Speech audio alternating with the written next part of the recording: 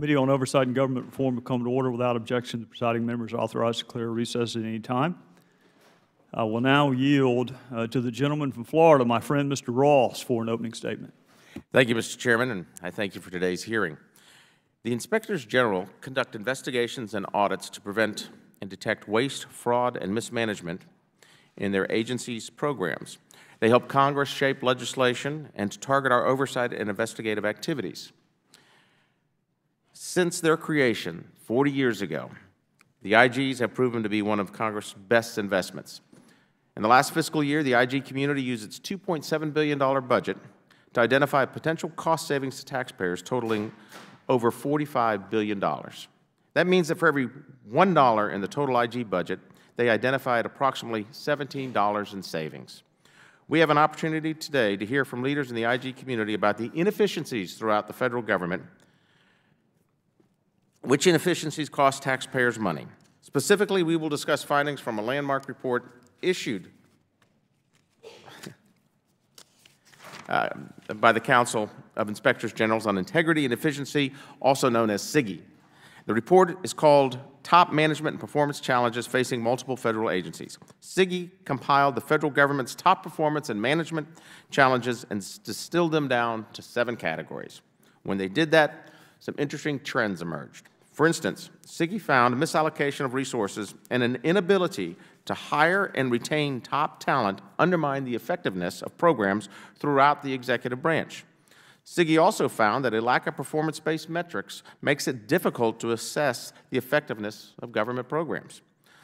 But the SIGI report is just a down payment on what will be a larger project to identify the root causes of the challenges we will be discussing today.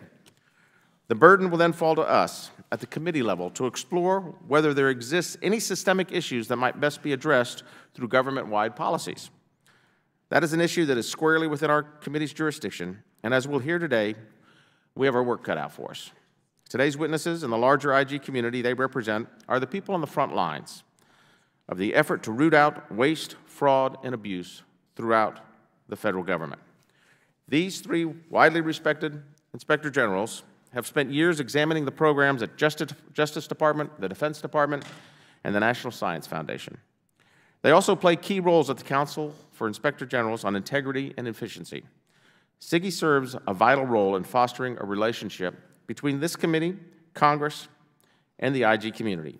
SIGI is uniquely positioned to consolidate findings generated by the individual IGs and communicate that information to us, the policymakers. I commend Mr. Horowitz and his colleagues at SIGI for taking the initiative to release this compendium of analysis for the first time. This report is extremely valuable, and I encourage you to continue to be proactive with respect to identifying government-wide trends. I thank the witnesses for appearing today, and I look forward to your testimony. I yield back. The gentleman from Florida yields back. The chair now recognizes the gentleman from Maryland, the ranking member, Mr. Cummings. Good morning. I want to start by congratulating the Inspector General community on the 40th anniversary of the Inspector General Act and the 10-year anniversary of establishing the Council on Inspectors General for Integrity and Efficiency. In 2008, we here on the Oversight Committee passed the Inspector General Reform Act, which was sponsored by Oversight Committee member Jim Cooper to establish SIGI. One of our witnesses today, Michael Horowitz, serves as the chair of SIGI and has overseen significant changes aimed at making SIGIs and the federal government more accountable and more transparent. One example of the report SIGI released this morning is very important.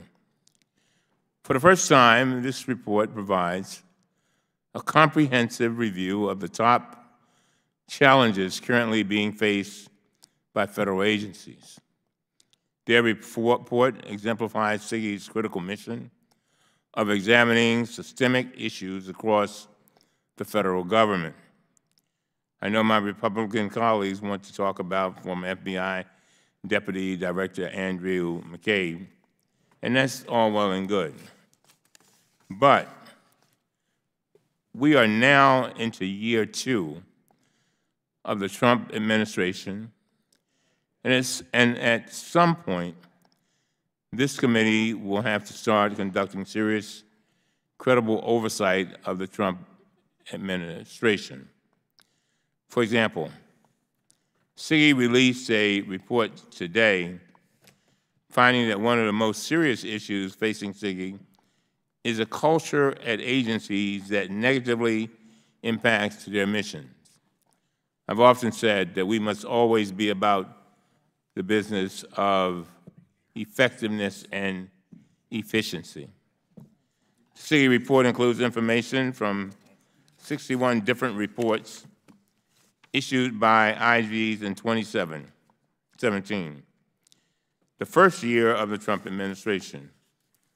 SIGI reported, and I quote, "Many OIGs report that their agencies face challenges related to their agency's culture, including ethical lapses, lack of accountability, lack of fiscal responsibility, lack of transparency and communication, resistance to change, and low morale," end of quote.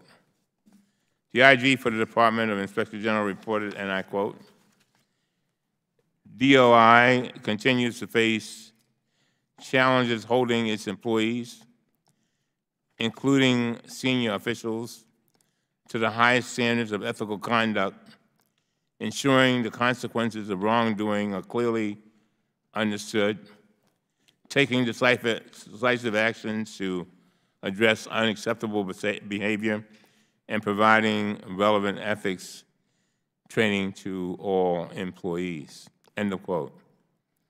It's Dr. King who said that so often silence becomes betrayal. Silence becomes betrayal. And apparently there are a number of people who do not want to be silent. And so they want to come to us as whistleblowers in many instances and come to SIGI. And so you do play a very important role. These findings are deeply troubling, and they warrant rigorous and sustained oversight from our committee. Unfortunately, our Republican colleagues have blocked every single request we've made to issue subpoenas during the Trump administration, more than 30 in all. For example, Republicans blocked us from considering a subpoena to the Agriculture Department for documents relating to a senior advisor to the Secretary's communications with the corporate lobbyists. They blocked us from debating and voting on a subpoena for documents relating to allegations of sexual assault and harassment by the Customs and Border Patrol employees. They blocked us from considering subpoenas for documents and testimony related to senior advisor to the President, Jared Kushner's alleged conflicts of interest and security clearance issues. So during the entire Trump administration, this committee has not issued a single subpoena, not one, to any federal agency or any federal official. And that's not because we have suddenly had a massive increase in transparency and cooperation, just the opposite. The Trump administration has withheld documents on dozens of topics, from the hurricanes in Puerto Rico and the United States Virgin Islands, to the first-class travel of the President's top aides at taxpayers' expense, to the lease for President Trump's hotel in Washington, D.C., just a few blocks from where we sit this morning. The IJs testifying today and staff that support them do great work. And let me repeat that. We on this committee believe and know that you all do great work, and we really appreciate it. And if there were a time that we need you now. But they cannot do this work in a vacuum. Congress must fulfill its own constitutional duty to conduct oversight of the executive branch. The entire system of oversight must work in order for the federal government to operate effectively and efficiently all the time. And so I hope that today's hearing can be productive and will be a step in the right direction. And Mr. Chairman, I failed to say it, but I want to thank you for holding this hearing. I also want to thank you for your courtesy to me, because as I went through my ailments, you were constantly there for me. You switched the schedule so that you could accommodate me. You kept me informed of everything. You made sure that I was involved in everything that you did, and for that I am truly grateful. With that, I yield back. Gentleman from Maryland yields back. I want to welcome all of our witnesses. I will introduce you as a group and then recognize you individually for your opening statements.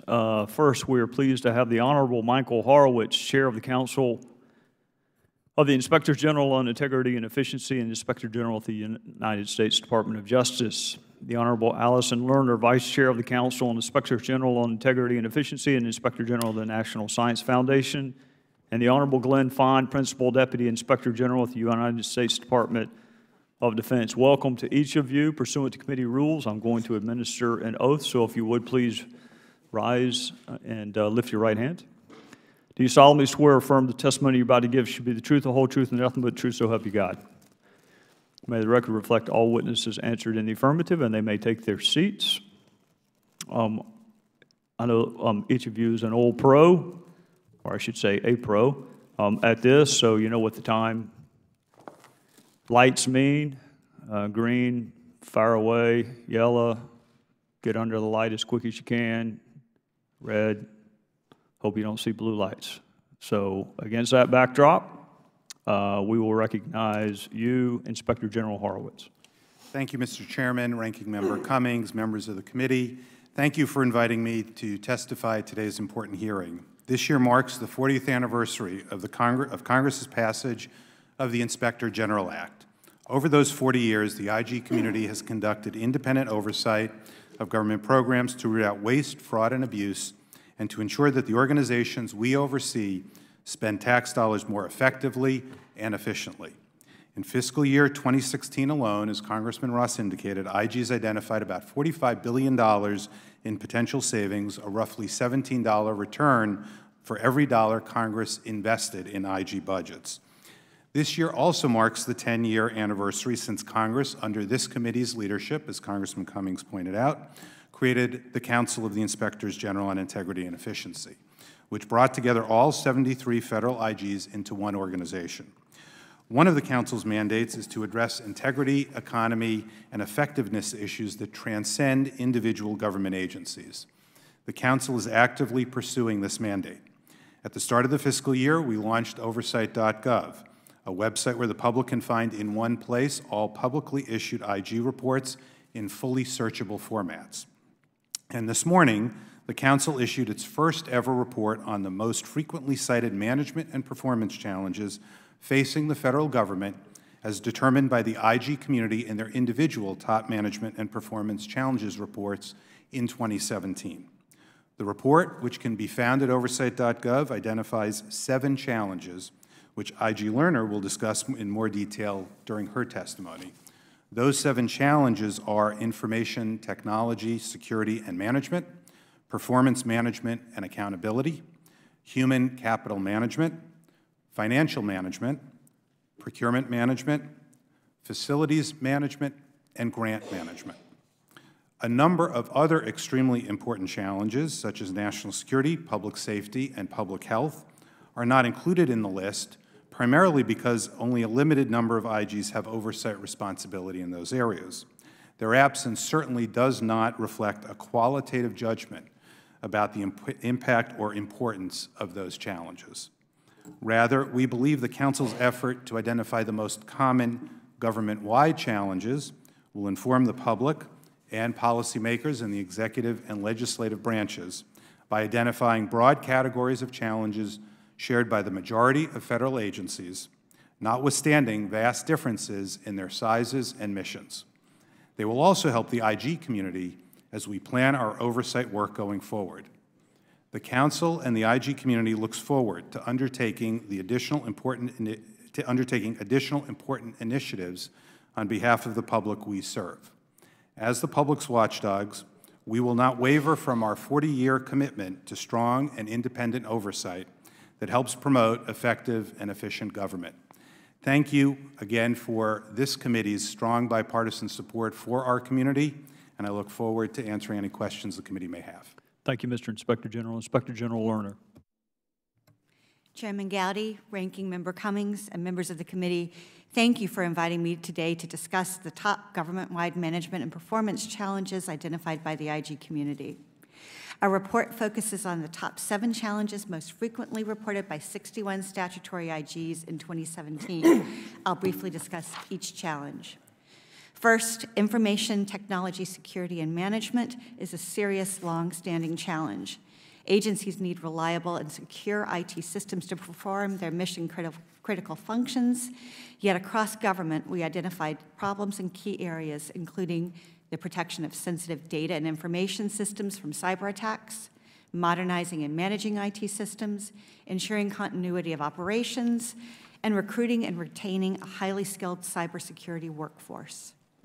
Resource constraints and a shortage of cybersecurity professionals contribute to these challenges. The second most reported challenge was performance management and accountability. Although federal agencies vary greatly in size and mission, they face common challenges in improving performance in agency programs and operations. The key areas of concern we identified included collecting and using performance-based metrics, overseeing private sector products or services that could affect human health, safety, or the economy, and aligning agency operations to agency-wide goals. Third, human capital management is a significant challenge that affects the ability of federal agencies to meet their performance goals and efficiently carry out their mission. We identified key challenges, including inadequate funding and staffing, problems recruiting, training, and retaining qualified staff, agency cultures that negatively affect the agency's mission, and a lack of succession planning. The fourth most reported challenge was financial management, which covers a broad range of functions such as program planning, budgeting, accounting, audit, and evaluation. Weaknesses in any of these issues limit an agency's ability to ensure that taxpayer funds are being used efficiently and effectively. To mitigate risks to federal programs and operations, agencies need to improve their financial reporting and systems and to prevent and reduce improper payments. Estimates of improper payments totaled about $141 billion in FY 2017. The fifth challenge, procurement management, encompasses the entire procurement process, from pre-award planning to post-award contract administration. In FY 2017, the federal government awarded more than $500 billion in contracts. Many federal agencies rely heavily on contractors to perform their missions. As a result, weaknesses in procurement planning, oversight of contractors' performance, and staff training place potentially billions of taxpayer dollars at risk. The sixth most reported challenge was facilities maintenance. Agencies face challenges ensuring that their facilities stay in proper condition and remain capable of fulfilling the government's needs. IGs have identified insufficient funding as the primary reason why agencies fail to maintain and improve their equipment and infrastructure. The key areas of concern we identified included the increased likelihood of mission failure and the higher overall cost of deferred maintenance. The seventh and final challenge, grant management, involves the process used by federal agencies to award, monitor, and measure the success of grants. Deficiencies in any of these areas can lead to misspent funds and ineffective programs. In FY 2018, federal agencies are expected to spend more than $700 billion through grants to state and local governments, colleges and universities, and community organizations, among others. The key areas of concerns we identified include ensuring grant investments achieve intended results, overseeing the use of grant funds, and obtaining timely and accurate financial and performance information from grantees. While we couldn't make conclusive determinations with respect to the underlying causes of these challenges, the report notes that many were affected by resource issues, both human and budgetary, and by federal agencies' failure to use performance-based metrics to assess the success of their programs and operations. By consolidating these challenges, we hope to help policymakers determine how best to address them in the future. This concludes my prepared statement. Thank you again for the strong support of our community's work, and I'd be pleased to answer any questions you have. Thank you, Madam Inspector General. Inspector General Fine. Chairman Gowdy, Ranking Member Cummings, and members of the committee. Thank you for inviting me to appear before you today, along with my IG colleagues, to discuss our top management challenges. We all appreciate the committee's longstanding support for and interest in the important work of IGs.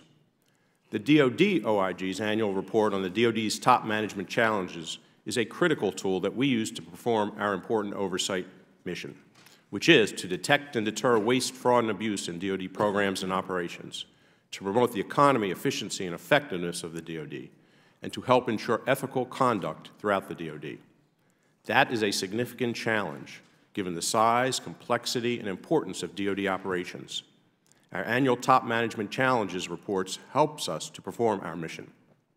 Preparing our report is a team effort that draws upon the expertise and judgment of many individuals throughout our organization, some of whom are here today.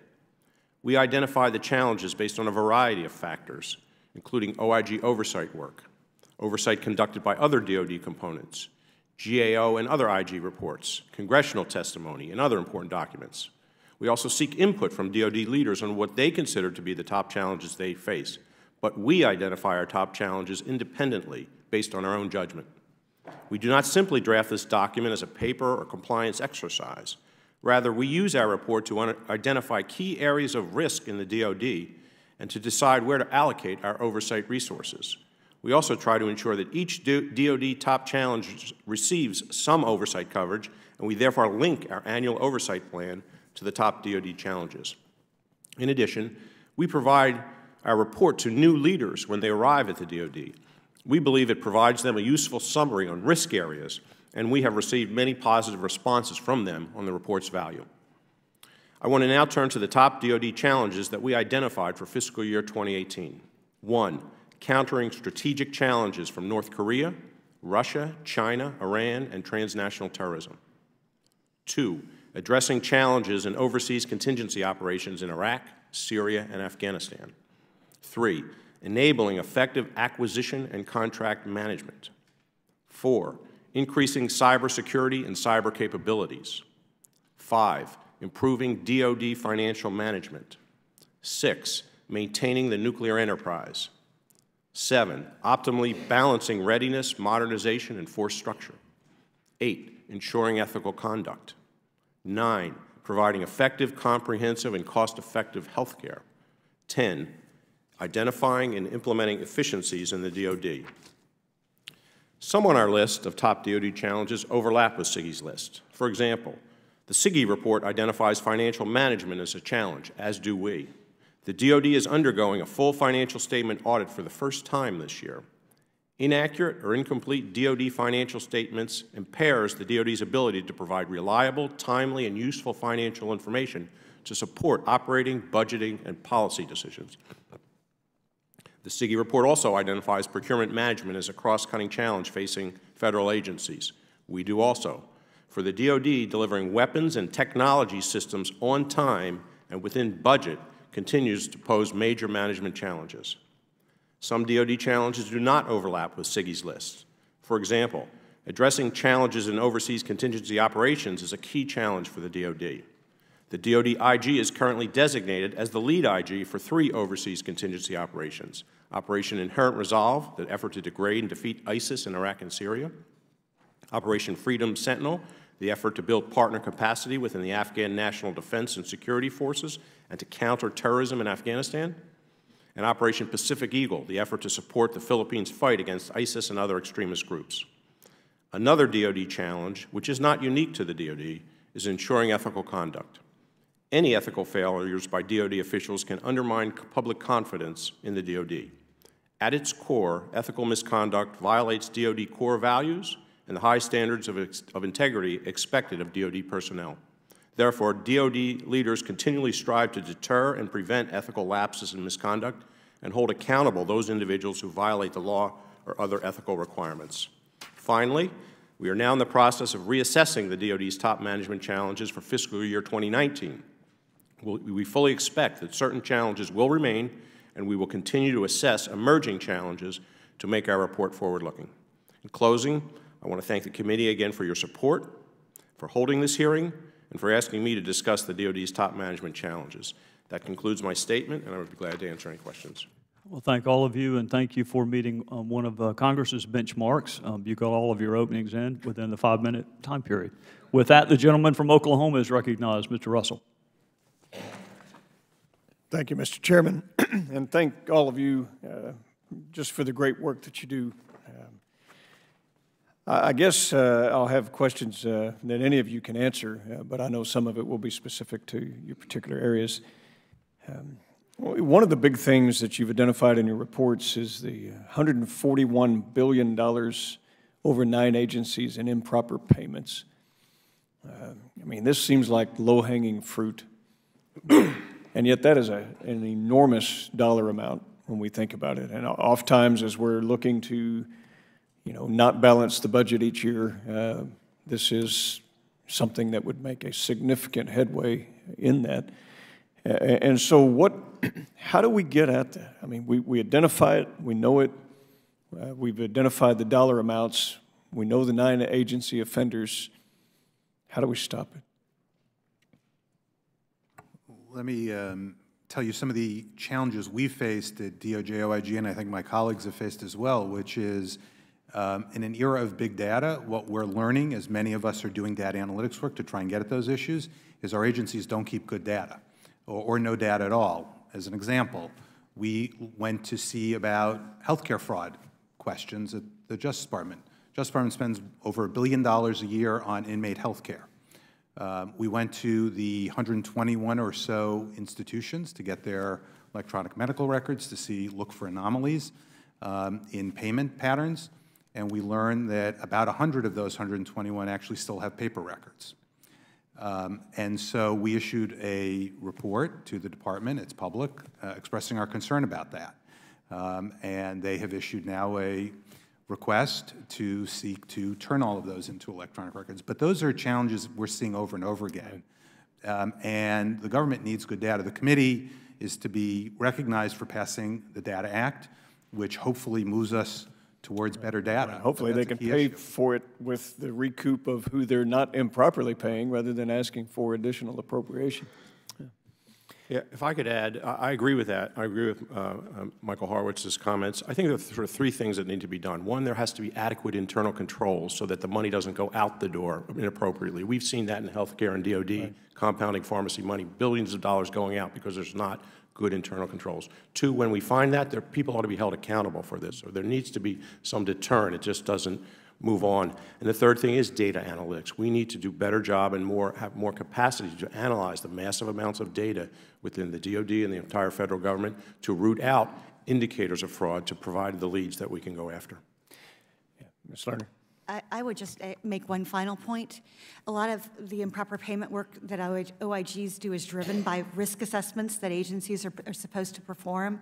And I think sometimes you need a culture change within the agency for it to be acceptable for them to acknowledge that risk exists, because without that, the quality of the risk assessment isn't going to be strong. And without a strong risk assessment, your ability to identify and fight those improper payments is undermined. Thank you for that. And with my remaining time, I'll just hit the last 3 areas, and whoever wants to comment on it. A payment to grantee verification. This is another big thing that I know all of you are concerned about. With $700 billion of grants issued each year, this is an enormous amount of the American people's working capital that is sent to Washington, and yet oftentimes we have problems of knowing who's identifying the grants. And then you stood up the Disaster Assistance Working Group on your own initiative, which I applaud you for, because we appropriated $26.1 billion that went out in disaster assistance. Obviously, all the hurricanes, fires, and floods, only the United States could weather something so enormous. But I'm glad that you've stood that up for that oversight. And then the last item is the overseas contingencies in Afghanistan, Syria, and Asia. You know, oftentimes we've joked Afghanistan is the biggest black hole of waste in the Department of Defense. And so those are the three other areas, if any of you care to comment. Sorry, in terms of grant expenditures, again, I'll repeat what Mr. Fine said, analytics, analytics, analytics. It helps us when grant funds are expended. It would be wonderful to be able to, in situations where there are disasters, to have them set up so that we can catch things even earlier. Let me just touch on the Disaster Assistance Working Group issue. It is something that's very important to us. One of the things that we're trying to do in DHS, OIG is the lead on that. Work closely with GAO so that we're coordinated with each other, as well as state and local oversight entities. There are state auditors, there are state IGs involved in some of the hurricane relief locations. We want to make sure we're well coordinated with each other. We want to share information. We don't want to duplicate effort, and that's one of the things I know we've all been doing, SIGI, IGs with GAO, to make sure we're coordinated on our oversight. But one of the things we've also done, I just want to mention, in connection with oversight.gov, try to replicate what the IG community did with the Recovery Act funds in 2009, which is create a page on the oversight.gov website so the public can see what we're finding and what we're seeing. One of the issues we've come to Congress for in FY18, and we didn't get funding, but we're looking for in FY19, is a very modest amount of money, $1 to $2 million, to build out oversight.gov, and that's one of the things we'd like to build out further, is that webpage. And so while Congress appropriated the $26+ billion, what we're looking for is some additional funds to allow the transparency to occur around that spending. If I could address the overseas contingency operation issue, yes, Afghanistan is a source of a lot of money and a lot of waste, and both we and the Special IG for Afghanistan Reconstruction have issued reports on that. There needs to be better internal controls. There needs to be consequences for the waste when it's exposed. There are bilateral financial commitment letters that are signed, but they often don't have any consequences and are often waived. I was there recently, met with the commanders, the diplomatic personnel, as well as Afghan officials, including President Ghani. They seem committed to internal controls and reform, but it's too early to say whether it will have any impact. There is a massive amount of money that goes there, and a lot of it is wasted. And thank you, Mr. Chairman. The gentleman from Oklahoma yields back. The gentleman from Maryland is recognized. Thank you, Mr. Chairman. Just following up on Mr. Palmer's questions, I can notice that you all keep saying waste, waste, waste. I mean, do you think any of it is fraud, Mr. Fine? I didn't know whether you were limiting it to waste. No, I'm not. Absolutely. Waste, fraud, and abuse. Okay. It's all of that. And there are a lot of cases that we make, criminal cases, to hold people accountable for fraud. Sure, which the Whistleblower Protection Enhancement Act of 2012 requires all federal agency non-disclosure policies, forms, and agreements to include specific language making clear that the policy or the agreement does not impact statutory protections that allow federal employees to communicate with Congress and IGs. Are you familiar with the requirement? I am. On January 29, 2018, Attorney General Sessions issued a memorandum to the heads of all departments of justice components and all U.S. attorneys titled Communications with Congress. Are you familiar with that memo? I am. The memo directed department employees that communications between the department and Congress must be managed through the Office of Legislative Affairs. The memo said, and I quote, attorneys, officers, boards, divisions, and components should not communicate with senators, representatives, congressional committees, or congressional staff without advance coordination and consultation with OLA, end of quote. Attorney General Sessions did not include in his memo the language required by the Whistleblower Protection Enhancement Act that says these words: these provisions are consistent with and do not supersede conflict with or otherwise alter the employee's obligations, rights, or liabilities created by existing statute or executive order relating to classified information, communications to Congress, the reporting to an Inspector General of a violation of any law, rule, regulation, or mismanagement, a gross waste of funds, and abuse of authority, or a substantial and specific danger to public health or safety, or any other whistleblower protection, end of quote. Do you believe that the language was required to be included, that language, in the Attorney General's memo? Congressman, I think it's very important that all employees understand their rights under the whistleblower laws for the reasons you indicated. We've been in touch with the department about the issue, and it's certainly my hope that that will be clarified and made clear. What was the response so far? Well, I'd rather not get into the back and forth that we might have had that we've had internally, but it's certainly my hope that there will be a clarification of that. Because what happens, as you can imagine, if people feel reluctant to communicate with their representatives, we can't do our job. You can't either, right? Yeah, that's, whistleblowers play a very important role. This committee has seen it over and over again. We could go through many of the examples of that. So it's very important that employees know if they see something going wrong, they have avenues to go to the IGs and, in appropriate circumstances, Congress. Now, Senator Grassley wrote to the Attorney General on February 5th, 2018, raising concerns with the memo's failure to comply with the law. To your knowledge, has DOJ taken any actions to correct this violation and ensure all employees know their rights to communicate with Congress and IGs? I know what you just said, but has anything been done? I haven't seen anything further at this point, but we're certainly aware of the issue, and like I said, we've been in communication with Now, DOJ is not the only agency that has issued a policy on communications with Congress that violates the Whistleblower Protection Enhancement Act.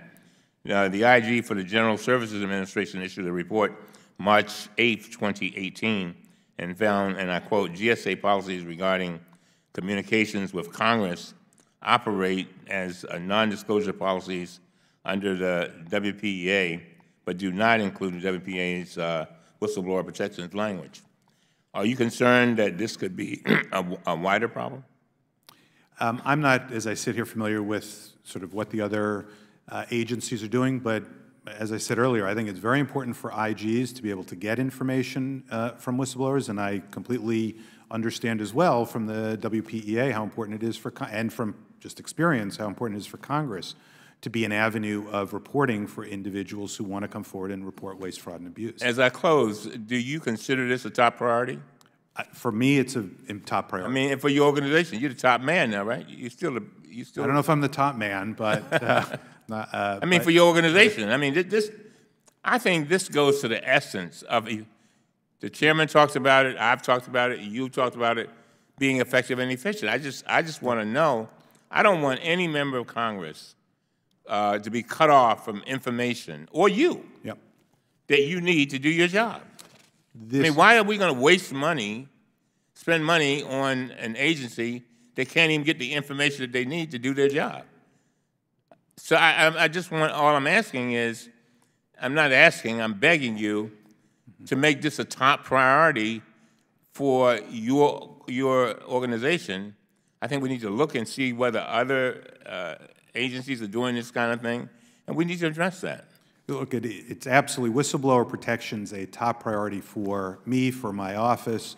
The work we've done in that area is very significant. In fact, one of the reasons we've asked for an additional 6 positions this year in our budget request to Congress, and wrote a letter to the Congress about our concern on this issue, is we're seeing a very significant increase in the FBI whistleblower retaliation cases that are coming to us that, as you know, by regulation, go to our office, not the special counsel's office. And that very substantial increase over the last 7, 8 years, it's not in the last year, we're talking about a growth over time, 6, 7 years, requires us to meet certain timelines that are in the law.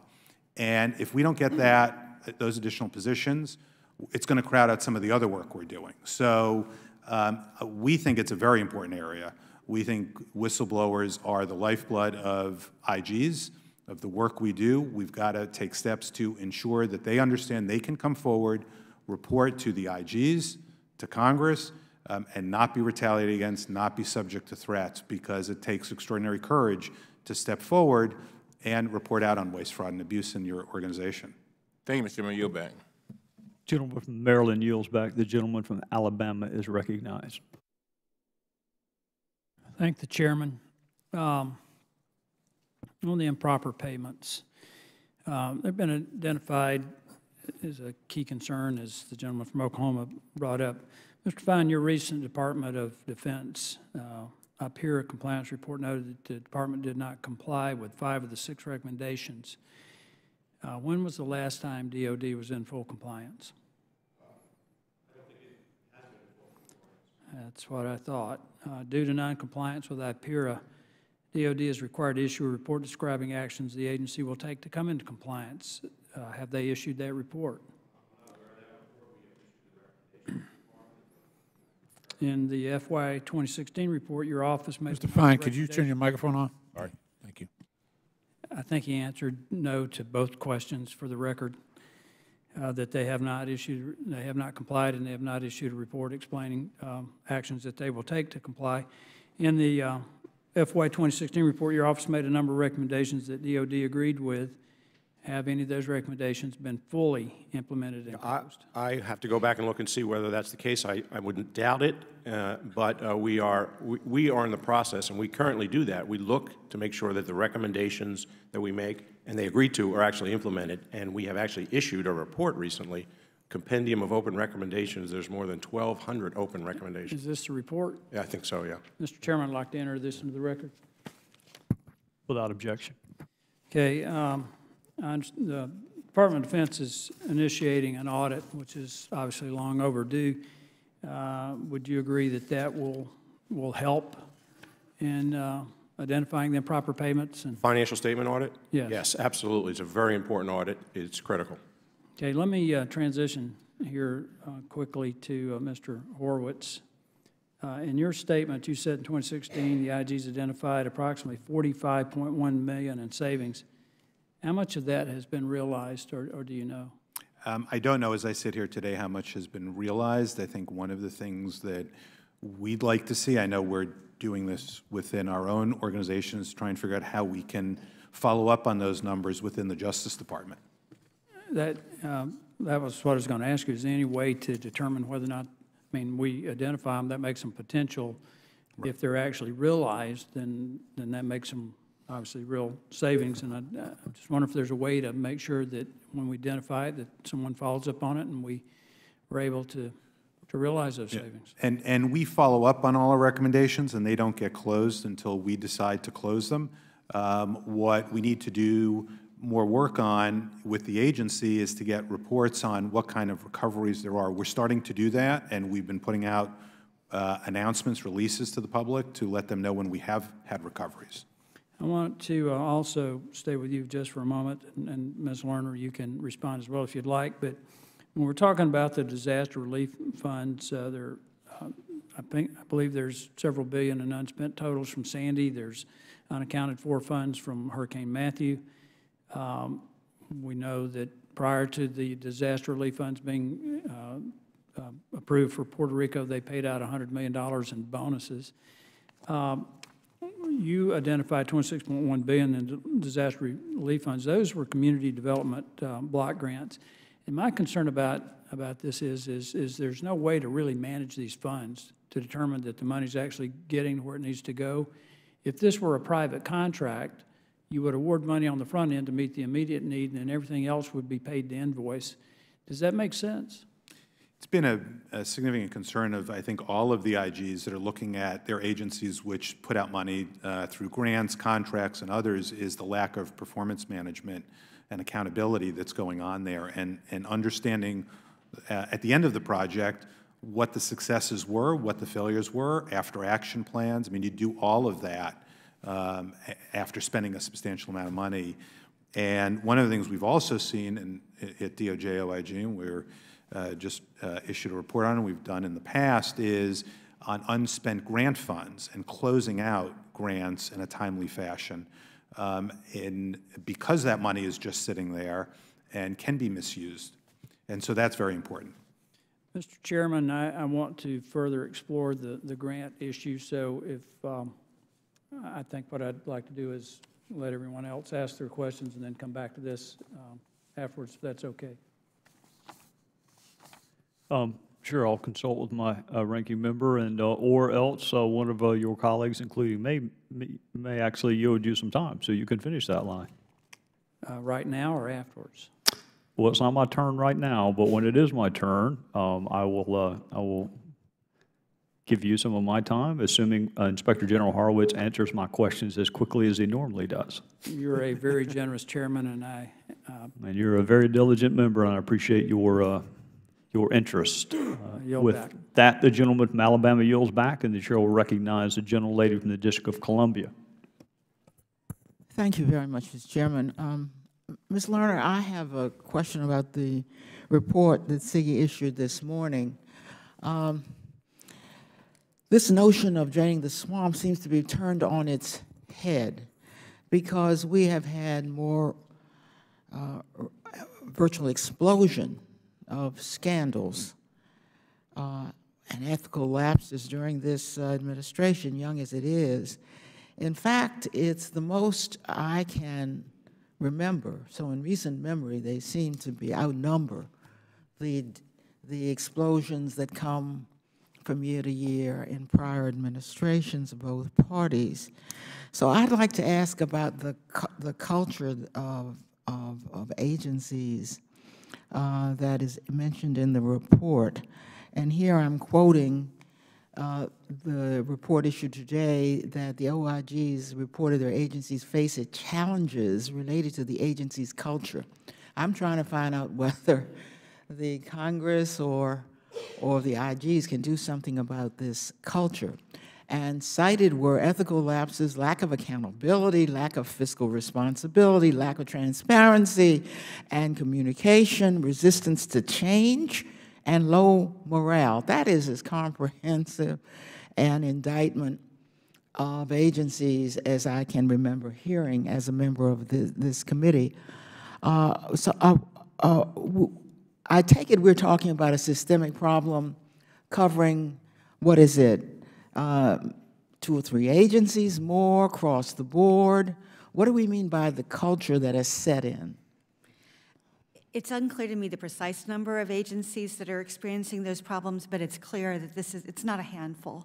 And it is incumbent then on us as IGs to have our eyes open, to catch these issues, to audit and investigate when necessary. Well, one wonders, you know, these are agency heads who ultimately have to be held accountable. And so one wonders whether anyone is advising them, whether IGs ahead of time, whether they ask for information. I can tell you that that staff members in their 20s, if I just ask them to do something, they'll say to me, Congresswoman, do you want me to check? I mean, they are sensitive to this, to trying to keep me from, catch me before I kill, from getting in trouble. Who catches the agency head before the agency head kills, or is this just willful determination, as with Administrator Pruitt, who may be in the worst trouble and have had the most lapses?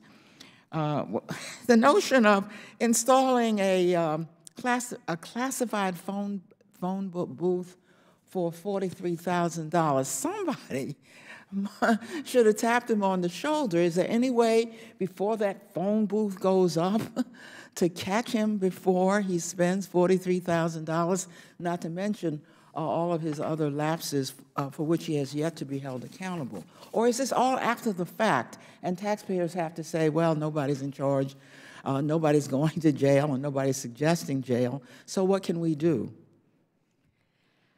I think we hope that the General Counsel's Office and the ethics officials provide the right advice to folks. Well, who is it? Are the agency heads know that there is somebody they should ask? Did Mr. Pruitt understand? Who did he ask before installing a soundproof phone booth? I could tell you who they should ask. They should ask their designated agency ethics official and their attorneys who deal with appropriations laws. Have any of you, Mr. Horowitz, Ms. Lerner, have any of you issued, seeing how systemic this is, have you issued anything to the agent saying, we advise that before you undertake any action which has not been taken before in your agency, that you inquire of, and you name who to inquire? I would imagine, and I'll let my colleagues answer too, but that's one of the first topics of conversations with new agency leadership that come on board. Have you done it with agency heads of this administration? We do not have an agency head from this administration at my agency. For the agency heads for this administration. Mr. Horowitz? Yeah. Right. You go. Yeah, we have not had some of those kinds of issues in my agency with regard to the phone booths and that sort of thing. So I can't speak to what has gone on there, but one of the first things we do is meet with the Attorney General. I've now served under 3 Attorneys General as IG and done that in each instance. Sit with them, tell them, remind them of what we do. In each case, all 3 Attorneys General grew up in the Justice Department, so they understood what my office was, but they still needed to hear what we do, what kind of reports we expect. And I agree with what IG Lerner said. The understanding is that they need to go to the agency ethics official, they need to go to their counsel, and we need to be, as IGs, diligent in overseeing any wrongdoing that occurs and making sure that people not only understand the rules, but if there are violations of the rules, as my fellow IGs indicated, hold people accountable, make sure the public understands and the people in the agency understand that even the most senior officials are held accountable for misconduct. We do that through posting the summaries of our work. And that, I think, is very critical to the deterrent message as well. My time has expired. Sorry. Would you agree to let Mr. Fine respond? He seems to want to respond. I agree with that. That's what we try and do too. I, for example, meet with capstone classes, which are new admirals and generals, to talk about what will get them in trouble, what they should avoid, what they need to do to consult with their lawyer. I met with the heads of the agency as soon as they come in to talk about that. The tone gets set at the top, and it's very important for us to have that communication with them. I've been very fortunate myself.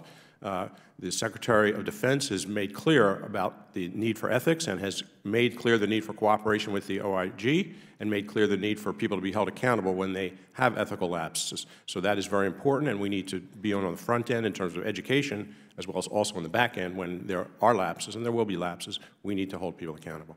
Mr. Chairman, can I mention just one other thing that we do as IGs? We also issue advisory memos. We each call them something different, but if we see a problem along the way, we issue a management advisory memo to alert leadership to a problem we're seeing so they can fix it systemically and avoid and address those kind of issues. As an example, within the last year, we identified substantial issues in a variety of ways through our work about sexual harassment policies at the department. We issued a management advisory memo that got some publicity in the press about that. But that was an important thing to identify early on to leadership, what we were seeing so they could take action.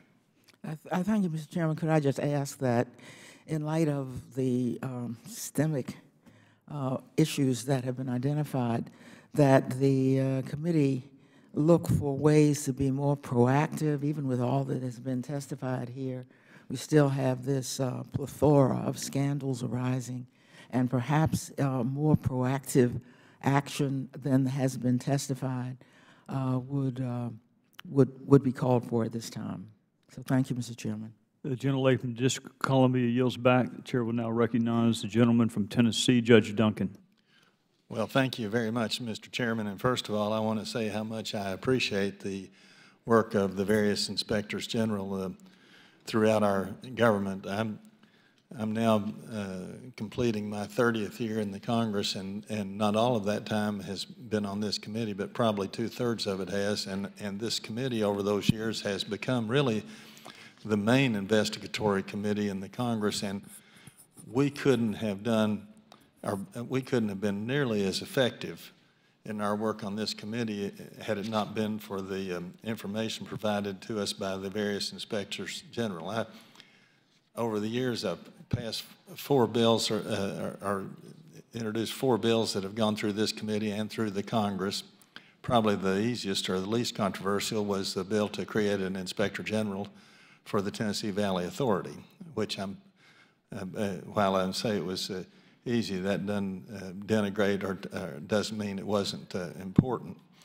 But I think back over the years about all the different investigations that have been brought to light. I remember my shock at finding that the FBI had kept a man in federal prison for 30 years for a murder that they knew he did not commit because it was going to disclose some vital information about the Whitey Bulger case, which was one of the biggest cases in the country at one time. And I remember thinking, I still think it's one of the worst things I've ever heard about. And I think back about the findings at the EPA where they had a man who didn't go to work for a couple of years but drew a high salary and all these different things. And I was given here this morning an article from a few days ago about the waste in the Pentagon and that the Pentagon could not justify the spending in Afghanistan. I heard Mr. Russell say that it's a sort of a joke about the how much waste there's been on the spending over there, and I don't think I really don't think it's much of a joke, and I'm glad that the inspectors general have taken it to heart and have brought forth a lot of this information. And I was also given an article about this University of Pittsburgh professor that got $50 million in the last 20 years from the National Science Foundation in 24 different grants, and how the inspectors that Ms. Lerner's office is starting to uncover some scandalous information about some of these grants. So I commend you in that regard. And Mr. Fine, I wasn't really clear. Do you think this article I've got, it says the Pentagon, the Department of Defense Inspector General cannot account for $3.1 billion of spending that's been done over in Afghanistan in the latest investigation. Do you think that we're going to continue to see things like that, or are we getting closer to getting things a little bit under control? We're spending it. This article says $45 billion a year over there, and that's an awful lot of money. It is a lot of money. That's the article you're referring to refers to one of our summary reports, which talks about all the reports we've had over the years to talk about how they could not account for fuel and ammunition or payment for soldiers, and they did not have adequate internal controls, and they did not enforce commitment letters when the Afghans could not account for the money. So I do think it is a significant amount of money. I think in a deployed environment, it is more difficult than here in the United States, but that doesn't mean that we should not provide oversight and internal controls and ensure that the money is being used for its proper purposes. I know the Department of Defense is concerned about it and is committed to this. As I mentioned, I was over in Afghanistan, and there are sort of roadmaps and commitments, but commitments are easy to do. It's important to make sure that they actually happen. And so I believe that we will continue to see problems, but we need to continue to stay on top of that. Ms. Lerner, you know, there's too many things in the federal government that are sweetheart insider deals. And I do hope that you're looking more closely at people who are getting repeated grants, like this University of Pittsburgh professor that got $50 million over from 24 different grants. Well, he apparently had some really good connection there at the National Science Foundation. So do you look a little closer at some of those who are getting the most grants or the most money? We have a risk matrix that we're constantly updating as we learn and are exposed to new and different ways that people try to misuse NSF funding. So I think we've gotten pretty darn good at targeting areas of risk, but we know we can always get better, and so we take and we add to that risk matrix on an ongoing basis. Well, we've got so many good scientists in this country that these grants should be spread out. They shouldn't just be given to a small, tiny group of favored individuals. My time's up, but I really do appreciate all the work that the Inspectors General have done for this committee over the years. Thank you. The gentleman from Tennessee yields back. The gentleman from Massachusetts is recognized. Thank you, Mr. Chairman. I want to thank the panelists, Mr. Horowitz, Ms. Lerner, Mr. Fine, for your wonderful work. I'll just associate myself with the glowing remarks of the gentleman from Tennessee with regards to our appreciation for the work that you do and the work that your people do. It's extremely important, and as important now it is as it's ever been, I think, on behalf of our country. I do want to acknowledge the return of our ranking member. Appreciate. He has maintained constant contact with the committee, so he's never really been out of the seat, but good to see him physically back in the chair this morning. I want to follow up on Mr. Russell's line of questioning, especially regarding the situation in Afghanistan. So Special Inspector General John Sopko has been concerned about the new practice in the Trump administration of classifying information that has been publicly available, let's see, going back to 2003 at least. He has raised it in his report. He has said, among other things, that that data that was originally reported publicly with regard to the Afghan National Defense Force capability assessments, their attrition rates, how many people we got within the units that are being paid within Afghanistan, casualty counts, operational readiness, actual and authorized figures on the number of personnel. He talks here about, for the first time, the reports are now classified with respect to information about the specific security goals of Afghanistan outlined in the Trump administration's new South Asia strategy, information about the increase in U.S. and coalition airstrikes in Afghanistan since mid-2017. He goes on and on. That's the data. Those are the data that we rely on in making our decisions, and I know that that's very important to you as well. On top of that, on top of classifying the information, and I can still get it. I can go down to the SCIF and I can request access to the information. It just makes it more difficult for me to get it, and a lot of members, because they're so busy, they don't get to do all that. But what troubles me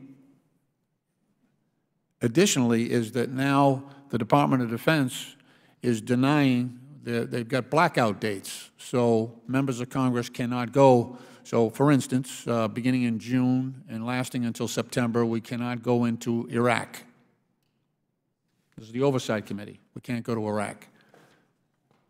Beginning in June and continuing indefinitely, we cannot go to Afghanistan. So what the administration is doing is pulling down the curtain. And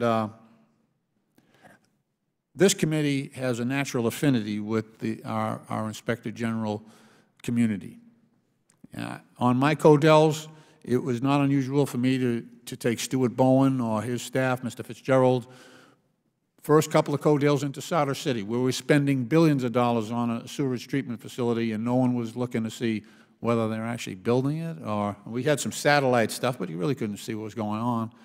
But it wasn't until I actually got the commanding general of that battle space to take us all in an MRAP, and we were able to look at that to see that the work was actually being done. So we're spending all this money in Afghanistan and in Iraq, but especially Afghanistan. And there's no oversight going on. I know SOPCO is being denied Well, it's tough to operate in Afghanistan anyway. You have to rely on you know, locals for some of the oversight. So, I mean, this is a shutdown of a lot of information that the American public used to have.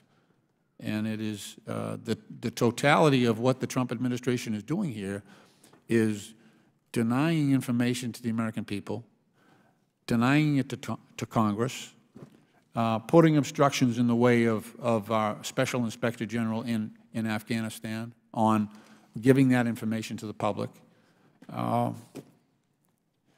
just ask you to speak out about this trend.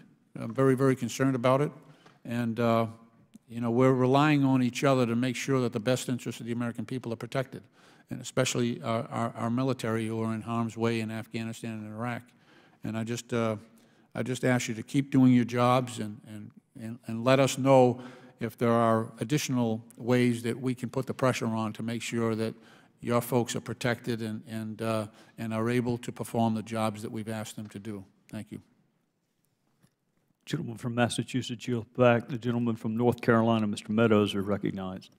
Thank you, Mr. Chairman. Thank you for your leadership in holding this hearing. Thank you all for your work. As most of you know, I'm a big fan of the IG and of all of your work, and yet I guess this is what, the 40th anniversary of your authorization, but also the 40th anniversary of civil service initiatives that, quite frankly, sometimes hamper and hurt your ability to get jobs done and get things done. So I guess what I'd love to hear from each one of you very briefly is, how do we fix this? I mean, the ability to hire, fire, and retain continues to be in the headlines each and every day, and sometimes even when we terminate, as Mr. Horowitz probably knows better than most, it creates unbelievable headlines when, honestly, dealing with the whole retention and proper, I guess, proper remedial actions on behalf of government employees would be better if it's done in a different fashion. How do we fix this? And I know that's a 1-hour question that you have 1 minute to respond to. Mr. Horowitz, if you could start. It's a very challenging issue for IGs. It's a challenging issue for us ourselves to get our people on board. Security clearances, you add at an organization like DOJ. If there are misconduct findings, getting people to take them seriously, move them forward in a prompt way like we think they should so that people are held accountable. I think there needs to be a bringing together of the stakeholders because I think everybody recognizes there's this problem on the front end and the back end, and in between, frankly, the ratings, the reviews. The strongest performers, we need to find a better way of acknowledging strong performance and rewarding strong performance. I think it's largely requires Congress coming together with the executive branch and doing that. So, Ms. Lerner, let me ask you maybe a different version of that. You know, Mr. Horowitz saying we need to talk and we need to get together. You know, one thing that we're not short of here in D.C. in the Beltway is talk without action. And I guess my question to you is who would be the key players to make sure that we don't just talk about it? Because I think all three of you want to actually do something about that. So how do we make sure that Congress actually is hand in glove with the executive branch on how we actually do this? I think back on something Earl Devaney said when the Recovery Act was going on, is when you want to see things happen, you know, give people responsibilities and deadlines in a statute. And, you know, you need to give people enough time for good thoughts to percolate and be shared and shaped and formed, but, you know, they can't have forever in which to do that. So a hard and fast deadline is vital. But I do think making sure that we remember all the things that drove the creation of these protections in the first place, and we don't throw the baby out with the bathwater. Because when I hear that we need to protect whistleblowers, we want to make sure that career employees have protections so that they're able to perform in the nonpartisan, fashion that they're supposed to do without fearing that they could, lose their jobs because agency leadership doesn't agree with what they're saying. All right, well, you're at the one group that actually protects whistleblowers and actually supports the IG, so maybe this is the key component. Inspector General Fine, I'll let you close it out. Yeah, if I could add one thing, I do think it is very important for people to be held accountable when they've committed misconduct and to be cleared when they haven't, and that to be done in a timely way. That's what IGs strive to do. One of the key things for us is to ensure that we have adequate budgets and staff to do that, because that does affect timeliness. And there are some IGs who have not received the sufficient budget to deal with the burgeoning caseload, so that things get elongated and things stagnate, and that's not good for anybody. It's not good for the person who has not committed the misconduct, and it's not good for the agency if someone has committed misconduct. So we need to strive for timeliness, but in order to do that, there needs to be sort of significant budgets. There's a small amount. The return on investment is huge, both in terms of recoveries to the Treasury, and also in terms of importance of holding people accountable. So I would, ask that there be focus and consistent, adequate budgets for the oversight. Well, if you could do that, then as part of your group, if you could actually get to this committee, and I would ask you maybe in the next 45 days to get to this committee, those areas that you feel like are most underappropriated as it relates to IG. Some of those are in better shape than others, and I thank you all for your testimony. I'll yield back. The gentleman from North Carolina yields back. The gentleman from California is recognized. Thank you, Mr. Chairman, and thank you to the ranking member for this meeting. And we'll just act like, I always wanted to be on 60 Minutes. I wanted to be asking questions. So since the CBS camera's here, act like we're on 60 Minutes. So I really wanted, first of all, to tell you how important, in my view, your jobs are. Three of the most important positions in the U.S. government, and the integrity part, Mr. Fine, I think is important. So I wanted to focus on you. In the last year or so ago, we had the Defense Business Board here and sat where you're sitting. One of the members, who was a longtime member, sat and answered a question to me where he said, he's quite demonstrative about, you really can't give the department more money until you get this fixed. And this was when they had a report, audit from McKinsey that estimated there was $125 billion worth of waste.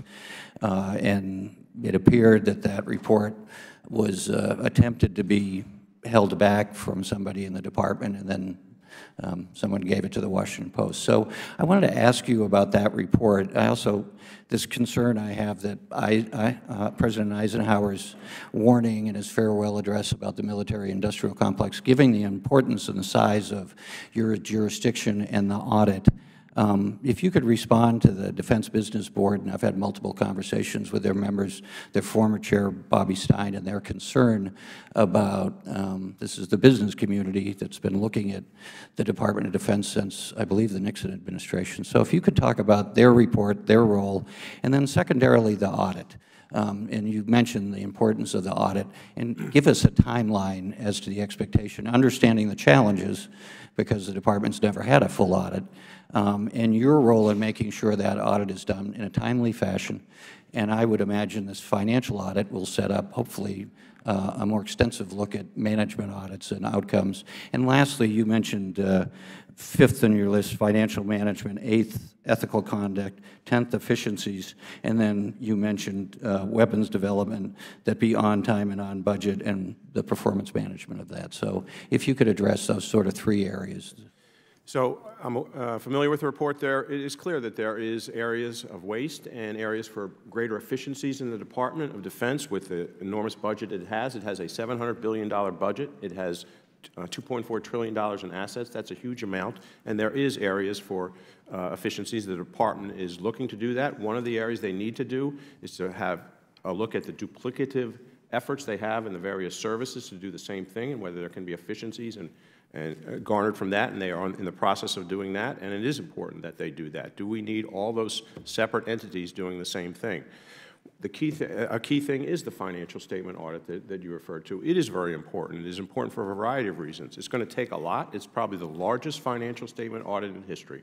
There are probably over 1,000 auditors that are going to do over 25 separate audits of various parts of the Department of Defense. It's the first time the Department of Defense is under full audit.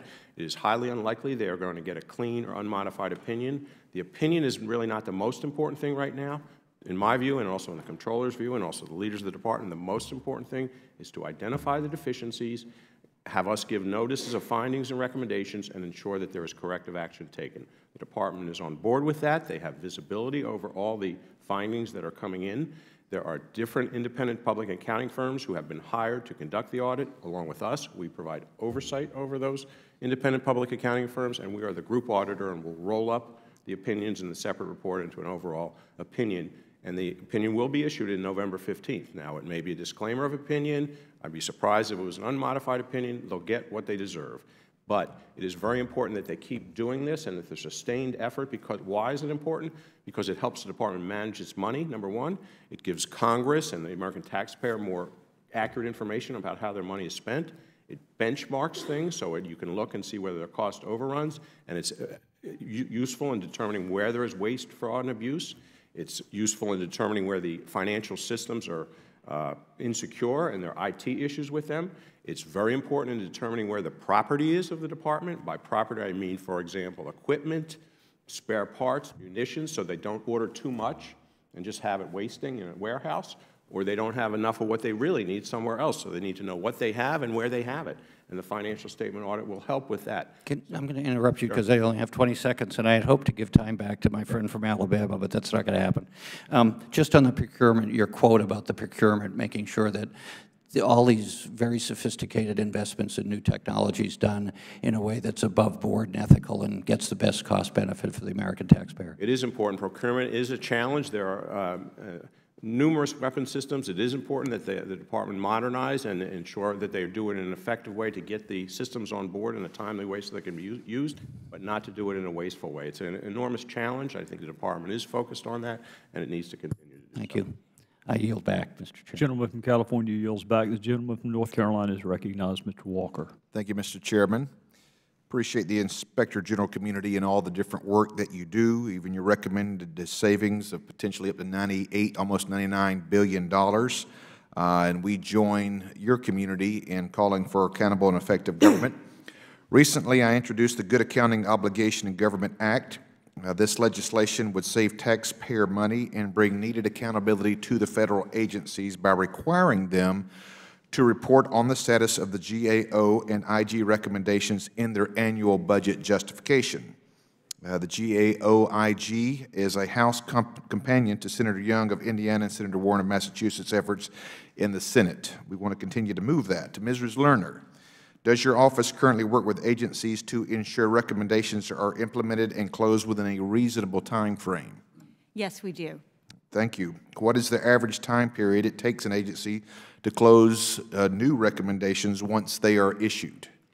I don't know that we have that information. It probably varies from agency to agency fairly substantially. Okay. Can you unpack that a little bit as far as why it would vary from agency to agency? In the complexity of the cases, the complexity of the agency, the type of audit that you're talking about, all of this could contribute to it. One of the things we've been doing for about 3 or 4 years now is posting every 6 months the status of of the open recommendations chronologically, so the taxpayers, the public can see, and Congress can see the oldest recommendations, the newer recommendations. From our standpoint, we would expect an agency to, depending on complexity, close the recommendation within certainly 2 to 3 years. And last question on this. Do you think the GAO-IG Act, possibly, I don't know how familiar we are with it, could help ensure timely implementation of new and old unimplemented recommendations? Okay. Congressman, I believe it's important to focus attention on open recommendations. We do the same thing, issue a compendium of open recommendations. There's 1,500 of them, or 1,200 of them in the last 10 years. Some of them are very old. I think anything that provides transparency and sunshine is important. I believe in what Justice Brandeis said. Sunshine is the best disinfectant, and that is important in terms of follow-up of recommendations as well. Okay, thank you very much. Mr. Chairman, I'd like to yield the balance of my time to the gentleman from Alabama. Thank the gentleman. Going back to the contract issue, Ms. Lerner, in your testimony, you cite $500 billion in FY17 and $700 billion in FY18. Is that the sum of contract values, or does that include change orders? I think the $700 million. Would you turn on your microphone? Sorry. I'll get this eventually. I think the $700 billion figure in my testimony was on grants. The $500 billion figure was on contracts. Okay. So they're usually relatively close to each other, with grants, tipping a bit on an annual basis. What I'm trying to get to is this committee has looked into issues where we've had substantial overruns in contracts, particularly with embassies. And one of the problems I think we have in this true Department of Defense is how we appropriate money for certain projects, and there's pressure felt by the various agencies, including the Department of Defense, to start something before the the design is ready, and consequently we run into major overruns. It's something that I'm trying to develop a remedy for that I'd like to talk to you later. In the final minute or 20 seconds that the gentleman has yielded to me, you've all testified that there are agencies that do not comply with directives or recommendations, nor do they produce the requested progress or action reports. And this is for all three of you. What needs to be done to motivate agencies to comply? From my standpoint, I think being transparent, letting the Congress, the public know. One of the things, as I mentioned, I implemented was posting them publicly. The first time we did that drill, we had 800 plus open recommendations. I told the Attorney General, the Deputy Attorney General, I was going to do that. They immediately sent out all the open recommendations to all the components, and our phones were ringing off the hook from the component heads who wanted to close their recommendations before they went public. I agree completely with IG Fine. The sunlight here is the key to that, and holding people accountable to make sure these get done. We have to do that. That's one of the tools in our toolkit. I agree with that, and when we issued our compendium, it got the attention of the department leaders. They've taken it very seriously. The Secretary of Defense has asked people, where are you on these recommendations? The tone gets set at the top. Sunshine is, I believe, the best disinfectant. One thing you could consider is having a hearing on open recommendations. These hearings matter, and people focus attention on it when they have to. Well, my concern is that some of the stuff is carried over so long, particularly on improper payments. The amount keeps going up, and my staff and I are looking for ways to motivate, encourage, figure out some way to reduce those payments and encourage more compliance, and particularly with the IG's recommendations. And if I could add on your point on contracts, I think one of the things that struck us as we did this report, and we talk about this in the report, is on contract management and oversight within the agencies. Our staffs, our budgets generally are 0.3% of the agency's budget. They're a very small number. The real effective day-to-day oversight has to happen by management. It has to happen in the agency. And what I think we've talked about that surprised many of us is the same problem we were seeing over and over again in contract management, which is not enough people to do it. It's viewed as a collateral duty often. We've had examples, we've put out reports where the department's components are buying fuel, and they're paying the invoice before knowing whether the fuel's there. Now, we've checked, and actually the goods were there, but that's so basic, you would expect that to be understood. And the problem that we hear is, we're not really in a position to know if it's true or not, is, well, I'm managing dozens and dozens of contracts. I can't get out to look at the contract prison regularly or the other facility that we're using. And that's something I think we all need to think about, whether we're doing all these contracts and contracting and grants without getting the infrastructure to manage the additional monies that are going out the door, to your point. The same thing happens at my... Microphone. Microphone. The same thing happens at my agency with grants. You know, there are far too many grants that one person has to see, and they just can't add the value that the American taxpaying public needs. I thank the gentleman from North Carolina and the chairman for their indulgence. I yield back. Gentleman yields back. A gentleman from Maryland is recognized.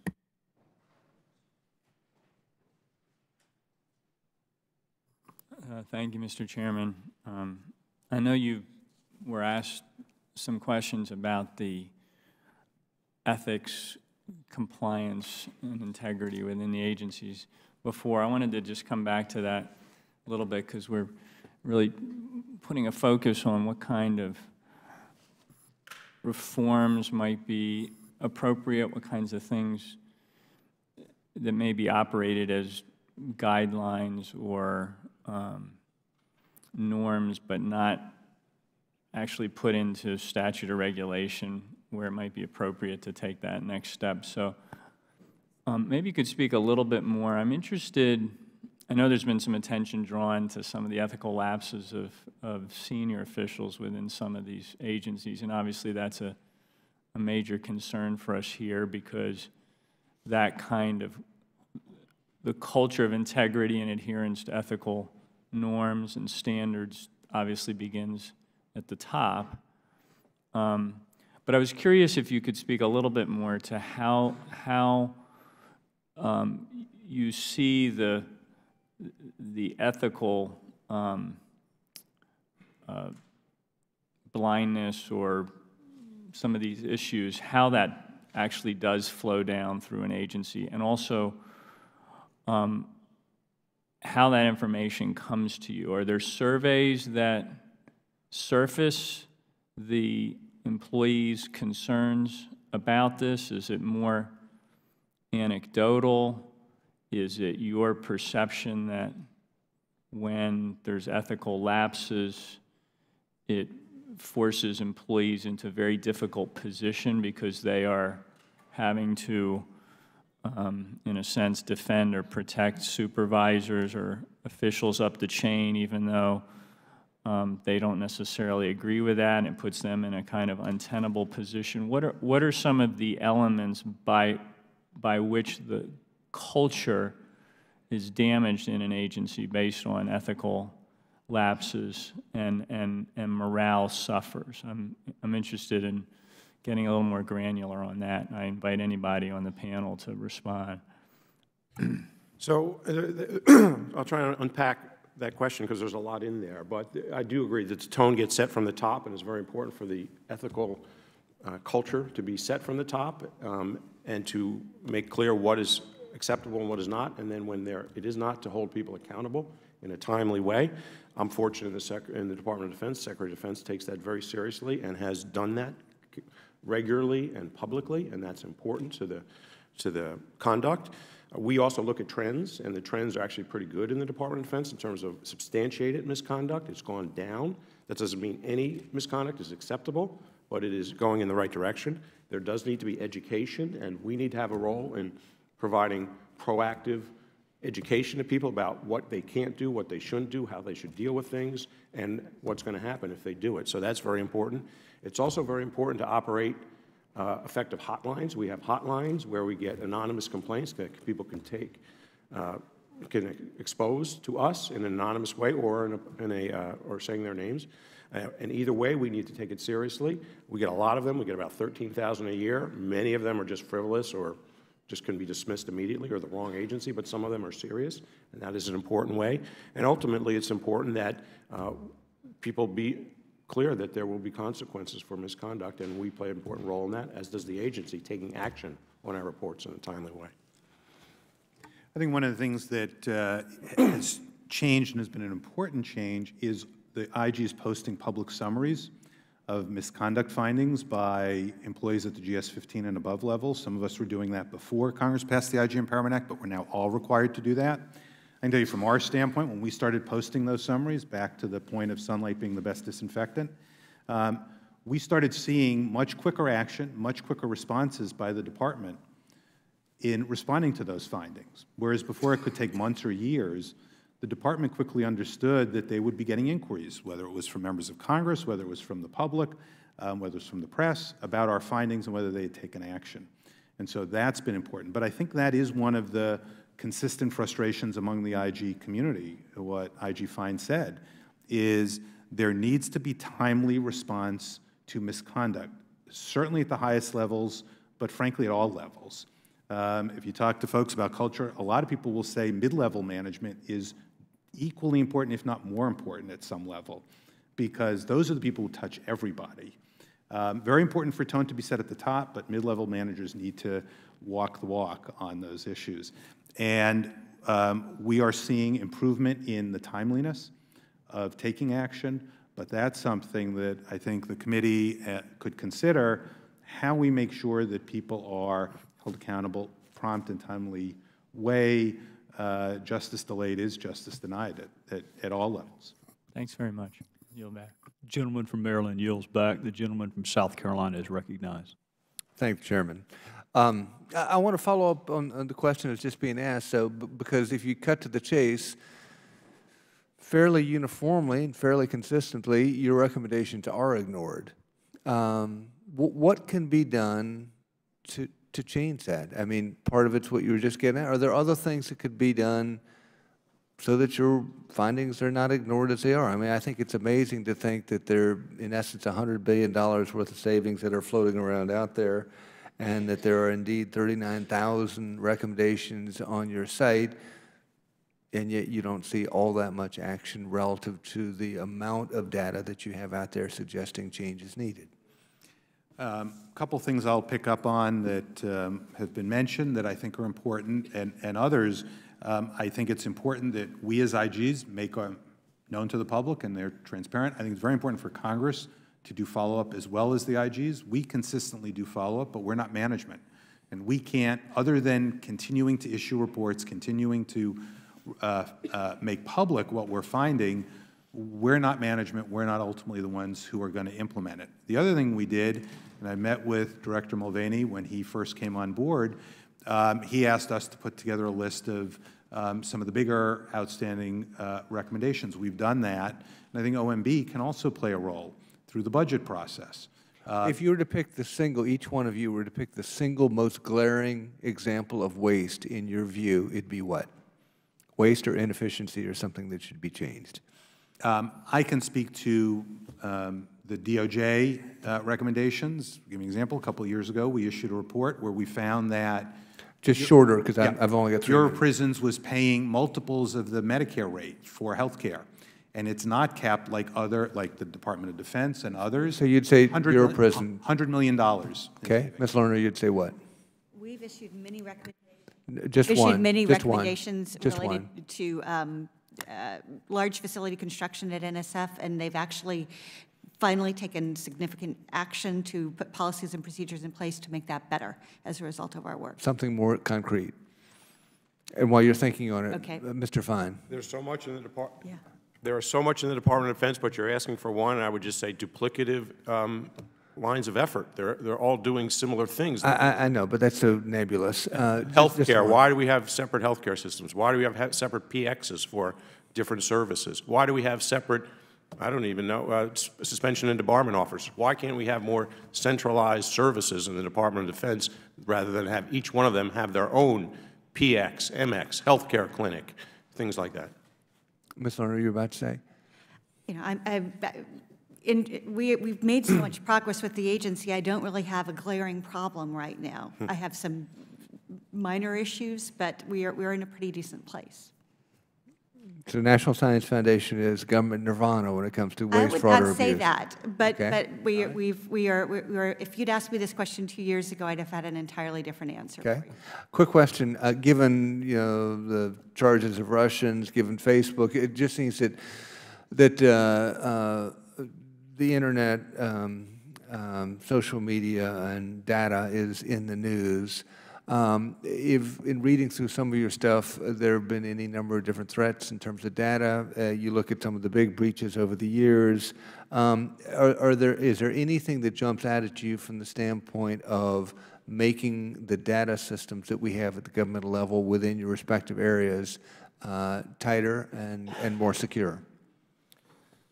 Absolutely. We've issued reports on that. For example, in the NSA, which has had data breaches, particularly from insiders, that they do not have adequate controls on that in terms of the privileged users, in terms of enclaves, in terms of all sorts of things, that they need to tighten up their systems.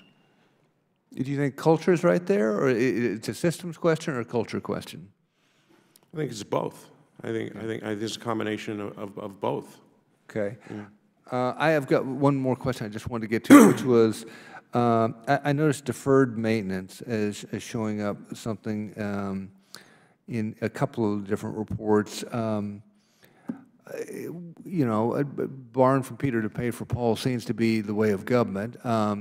Is there something that you think systematically might address that, whether that's a capital account versus an operating account? Or is there something that could be more concrete so that you don't see the level of deferred maintenance that y'all's reports seem to suggest exist?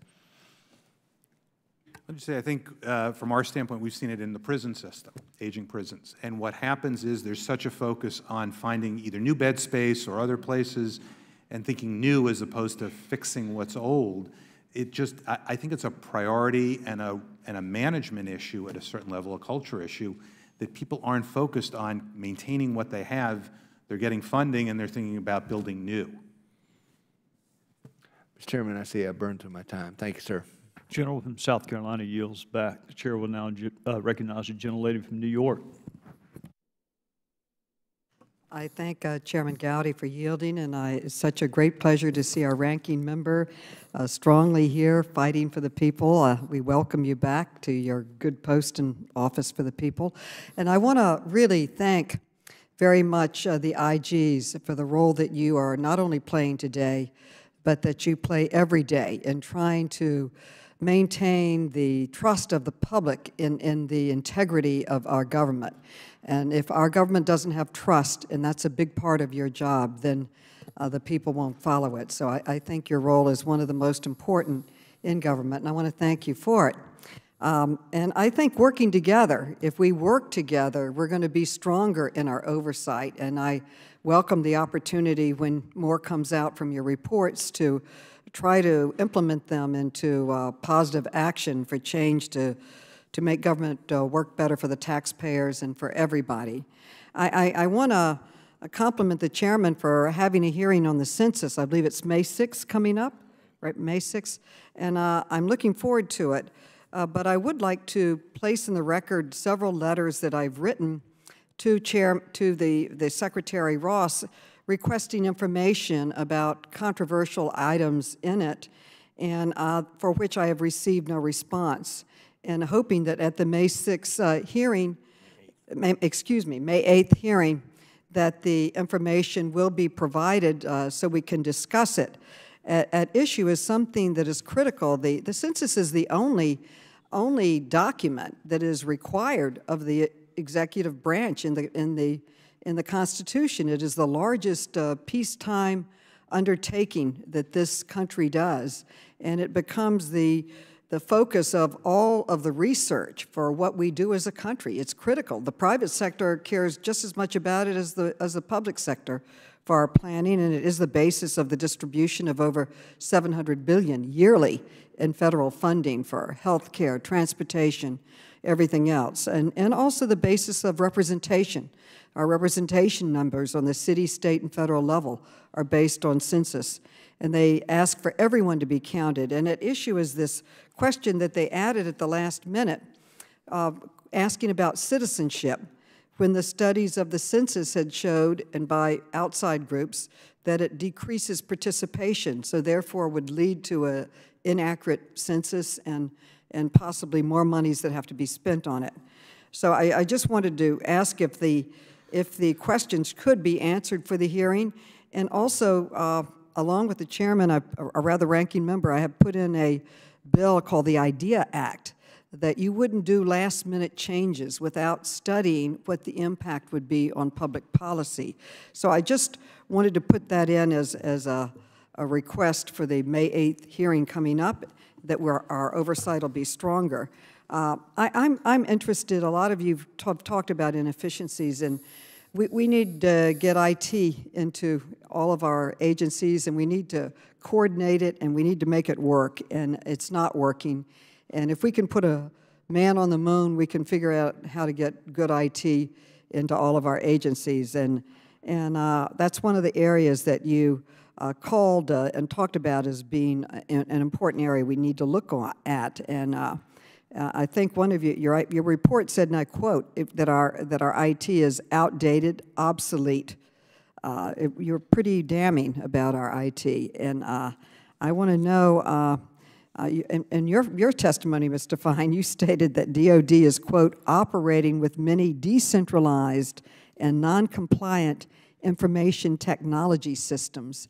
So I would, you know, why are we putting money into things that are decentralized? We should try to centralize for our procurement, for our sharing of information, and everything else. And yet I read that we have a big budget for this. We have a bigger budget than most countries in the world. So why can't we get there? Why can't we get our act together, basically? And what can we do to conduct more rigorous oversight, working together? Congress would like to be a partner with you on seeing if we can get our IT systems working in a better way. I mean, I think we have an example of where technology has far outpaced our ability to keep up with it. Mr. Fine. Yes, that comment had to do with the multitude of financial feeder systems that feed into the main system, and many of them are obsolete, they're old.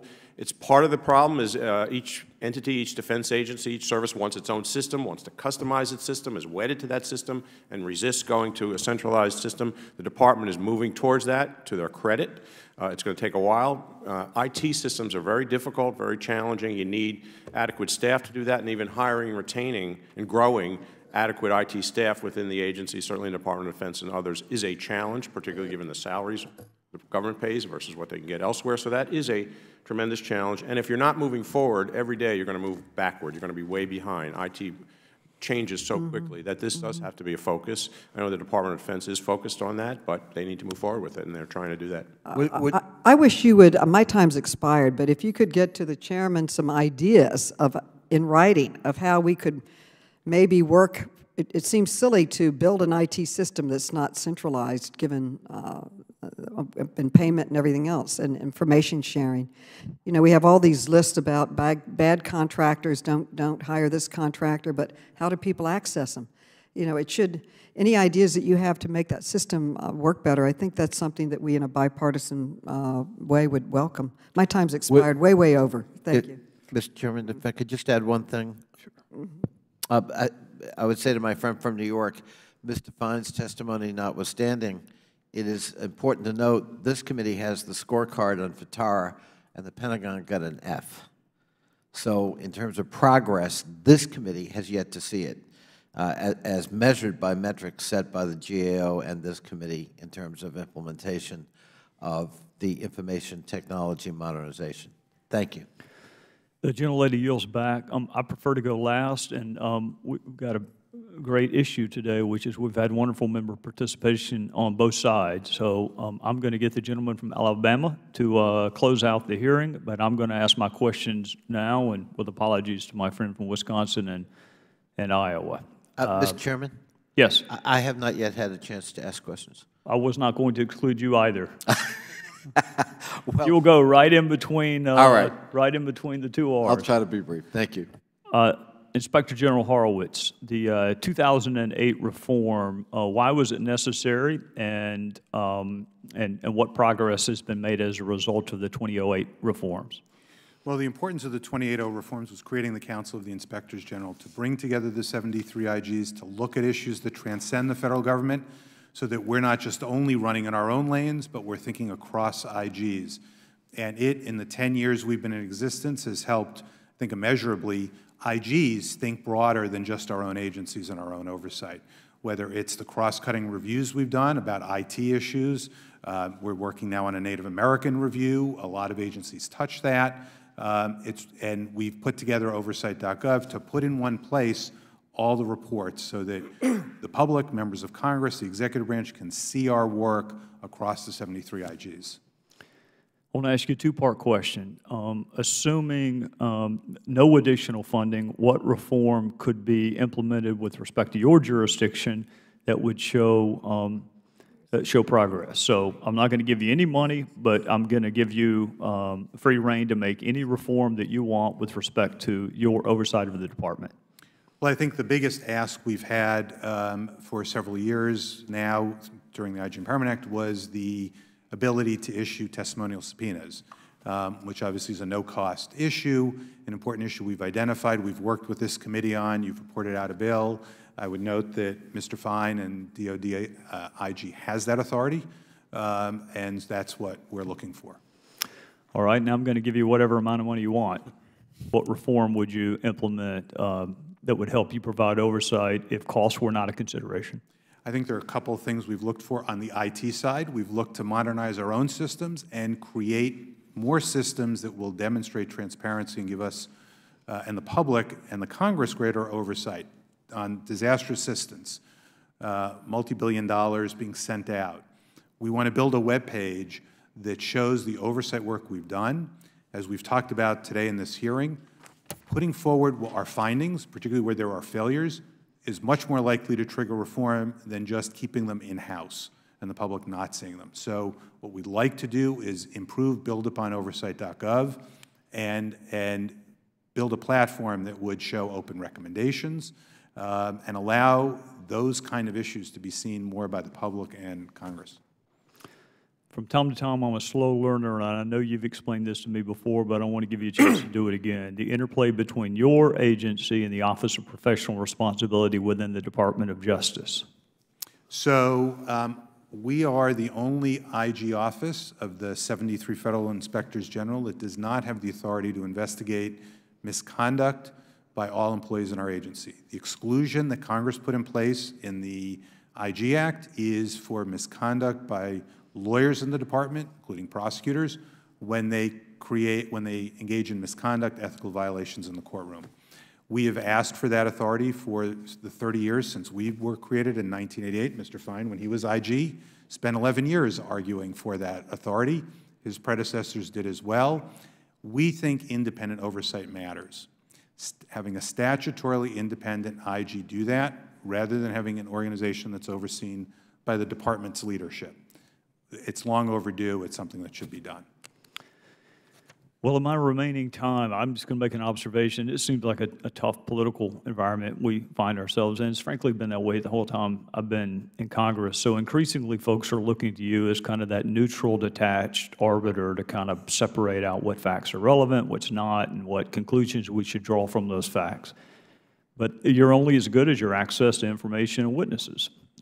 Your experience with the department the whole time, crossing 3 AGs and 2 administrations, are you getting access to the physical evidence, the documents, and the witnesses that you think you need to be able to do your job in a way that is confidence-inspiring for the public?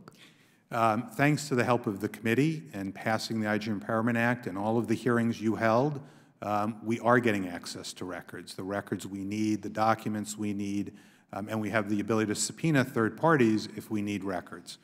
On testimony, if an employee is in the Department of Justice, we have the ability to compel their testimony under the IG Act. That's fine. The issue remains third parties, and we often get voluntary cooperation with us, but if individuals don't speak to us voluntarily, if there isn't the ability to work with a prosecutor to issue a grand jury subpoena, we have no ability to reach those individuals. Even if they have highly relevant evidence, in a whistleblower case, they might have retired. In other misconduct cases, we can't get that evidence. Well, I appreciate the work of all 3 of you and all the inspectors general. I think the public really does view you all as the neutral, detached umpires that you would want doing this work. With that, the gentleman from Virginia is recognized. I thank the chair. And building a little bit on what the chair was just asking, Mr. Horowitz, you know, you want transparency, you want cooperation. Surely that would also apply to the IGs themselves, would it not? Yes. Because in order to have faith in your work, and this committee certainly puts great faith in your work collectively, you have to be unassailable, you collectively. Correct. If there's a taint or a tarnish or questions of ethics or methodology, that could damage the entire credibility of a report or an investigation undertaken by any and all IGs. Is that a fair statement? It is. So what is the process for looking at yourselves to make sure that those standards are adhered to and complaints are judiciously and transparently adjudicated? So one of the reforms that occurred in 2008 with the new the amendment to the IG Act was the creating of an integrity committee that was at the time chaired by the FBI, that had 7 members at the time, 4 of whom were IGs appointed by the chair of SIGI, and the FBI appointee chairing it, representative from the Office of Government Ethics, and the Office of Special Counsel, the Special Counsel. That process was changed with the IG Empowerment Act a year and a half ago because of concerns over how it was being run and operated and handled. And so Congress changed the process. So now there is an IG chair of the committee. Instead of the FBI. Instead of the FBI. The FBI is still a member, but it's now a 6-member committee. The Special Counsel is no longer a member of the committee because of potential conflicts that arose when there were whistleblower issues that were within the Special Counsel's jurisdiction. We wanted to make sure that that didn't occur. And over the last year, we have been transitioning control over records from the FBI to the Council of IGs. The challenge being, because SIGI has no appropriation and had no systems or systems of records in place to control, collect those records, we had to go forward and follow for public comment, regulations. We have to create a data system. So we've been doing that over the last year. It's taken us some time, but frankly, we've asked for funding to help do that. We still don't have funding, so we're doing it through the volunteer contributions of the membership. Something Congress obviously has to look at. Ms. Lerner, you have the title of Vice Chair of SIGI, is that correct? Yes, sir. And let me see, in fiscal year 2017, your committee, the Integrity Committee, received 59 allegations of IG misconduct. Is that correct? I have... Take it on faith. I don't, if you've read that from reporting from SIGI, I'm assuming that's All right. correct. Of those 59, 50 closed with no referral for investigation. Sound familiar? It does. 6 were referred to another agency, and 2, only 2, were referred to the Integrity Committee for further investigation. 2 out of 59. Now, without knowing the particulars, and maybe some of them are frivolous, and maybe some of them are just, payback, anyone can file a complaint, but just the raw numbers and my own experience, frankly, with SIGI would suggest that's the robustness of the willingness to investigate one's own is lacking.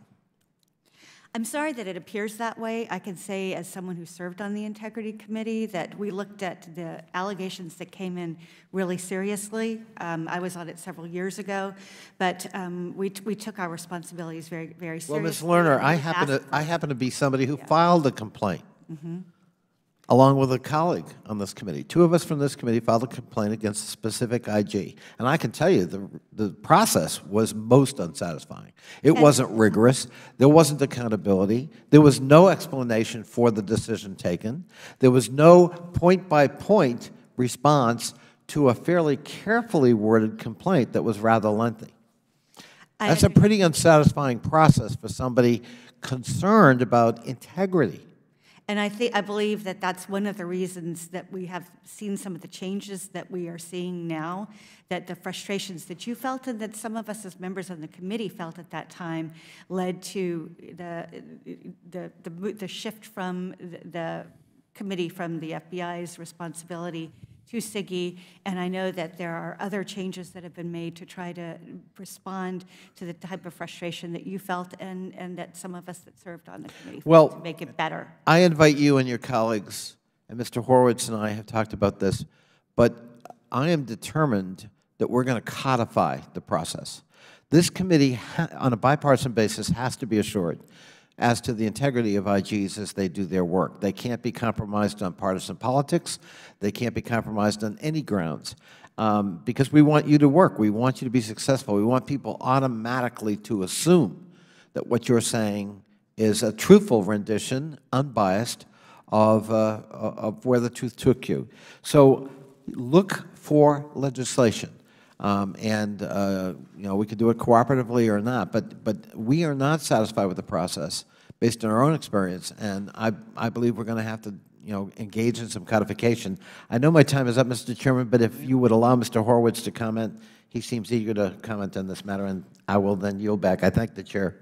Yeah, can I just briefly, I certainly appreciate your concerns. We met shortly after I became chair in 2015, and I think we worked with Congress on reforms that were needed and put in place in the IG Empowerment Act. Certainly happy to work with you and other members of this committee on further reforms, because we agree completely that you, the public in particular at large, needs to understand, and people in our own agencies, that we're being watched as well if there's something we did that was improper or incorrect. And in fact, one of the things we did, and that the report is up here with the Congress, is required by statute, we put in place twice revisions to the procedures and policies of the Integrity Committee to address some of the concerns that we spoke about. And so I certainly take them seriously. I know IG Lerner takes them seriously from her service on the committee. I've never been on the committee.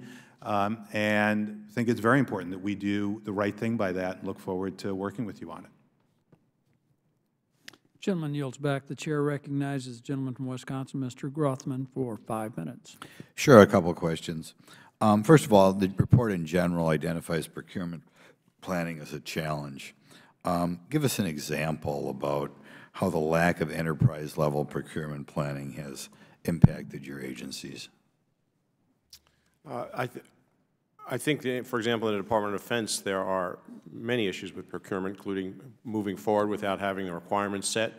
Often we have requirements from different parts of the Department of Defense, and it's hard to adjust to them. The F-35 fighters are, for example, a big one, and that has created challenges and cost overruns because of the differing requirements. So that there's a massive amount of money in it, and we need to make sure it's effectively moved forward. Okay. General question. We talked before about waste, fraud, and abuse. That's a famous saying that's been around here probably when I was a child. I guess I'll deal with each one separately. With regard to fraud, if there is genuine fraud, do you see a follow-up or consequences for the employees involved in that fraud? I would say it depends. Frankly, it varies among the components in the department.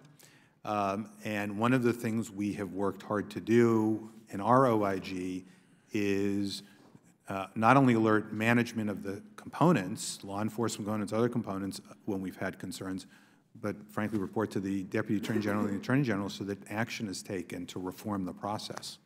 Now, I'm just going to say reform the process. Fraud means criminal, right? I'm sorry, I thought you were talking about the misconduct side of it. I agree. We bring it to prosecutors because we don't have the authority to prosecute. And I will say from my standpoint, one of our frustrations has been some of what I'll call the smaller dollar frauds that may not meet threshold levels in U.S. Attorney's offices because they're busy with so many other matters, making sure those get attention. That can be a challenge because I don't have, frankly, like at DOD perhaps, frauds that involve tens of millions of dollars. Nevertheless, these are government officials engaging in wrongdoing, theft, fraud. Those people need to be held accountable criminally if they've engaged in a crime. Okay, and kind of a follow-up, when accountable could be two things. Accountable could be at a minimum fired and then appropriately criminally. What do you think usually happens? Criminally fired or nothing at all?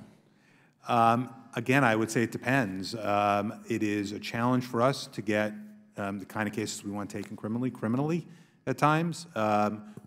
If there's outright fraud and criminal conduct, we do see the agencies taking action ultimately. Our concern is timeliness, particularly for someone who's engaged in criminal activity, we think.